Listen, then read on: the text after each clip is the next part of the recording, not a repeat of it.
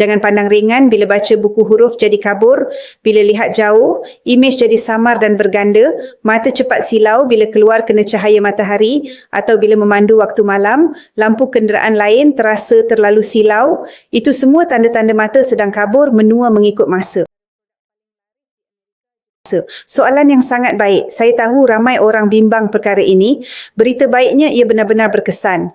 Lutein Gummies ialah gula-gula mata pertama dengan formula inovatif gabungan lutein, zeaxanthin, vitamin A, CE, omega 3 dan ekstrak beri biru. Produk ini telah diluluskan oleh FDA Amerika Syarikat dan kini menjadi antara produk paling laris di Amerika, Jepun dan Asia Tenggara.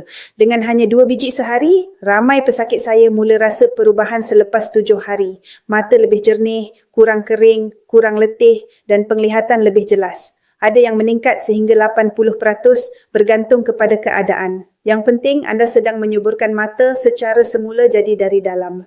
Lutein Gummies sesuai untuk pelajar yang kerap menghadap skrin, orang dewasa dengan masalah mata letih atau kering dan warga emas dengan risiko katarak atau degenerasi makula.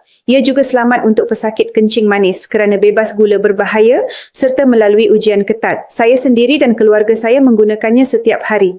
Sebagai pakar mata, saya pernah lihat ramai pesakit datang terlalu lewat sampai tak boleh dirawat lagi.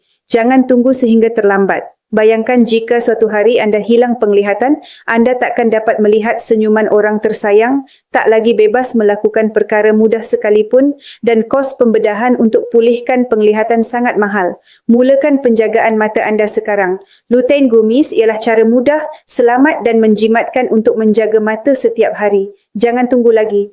Lindungi penglihatan anda hari ini.